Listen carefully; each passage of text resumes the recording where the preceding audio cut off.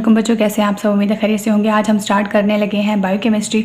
Biochemistry क्या है? ऐसी ब्रांच है केमिस्ट्री की जिसमें हम लिविंग थिंग्स के अंदर जो जो केमिकल रिएक्शन हो रहे हैं हम उनकी स्टडी करते हैं।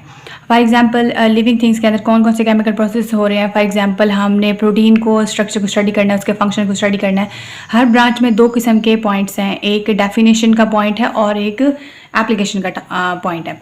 तो अब हम स्टार्ट करने लगे हैं Biochemistry. It is a branch of chemistry in which we understand life through chemical processes. It is the study of chemical substances and vital process occurring in living organism.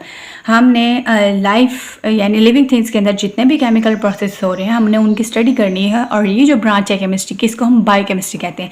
ये तो हो गई आपकी डेफिनेशन, लेकिन अब हम चलने लगे हैं स्कोप के ऊपर।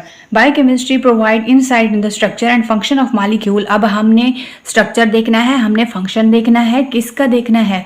हमने उसकी स्टडी करनी है प्रोटीन की, कार्बोहाइड्रेट की, लिपिड की, न्यूक्लिक एसिड की।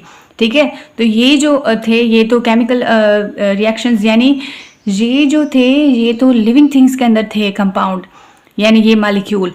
तो हमने इनकी जो स्टडी करनी है वो हम किसके अंदर करेंगे? हम बायोकेमिस्ट्री के अंदर करेंगे। केमिस्ट्री, न्यूक्लियर केमिस्ट्री ऐसी ब्रांच है केमिस्ट्री की जिसमें हमने न्यूक्लियस के अंदर जो सेंट्रल पार्ट है एटम का, उसके बारे में स्टडी करनी है।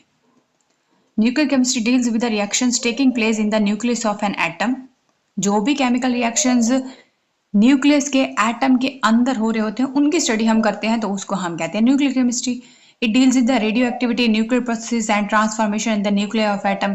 तो ये रेडियो एक्टिविटी वाला प्रोसेस होता है, न्यूक्लियर प्रोसेसेस हैं, न्यूक्लियर फिशन फ्यूजन ये वाले प्रोसेसेस, और transformation of nuclear of atom यानी न्यूक्लियस का, एक एटम के न्यूक्लियस को तोड़ के जो केमिकल रिएक्शन फिर होते हैं।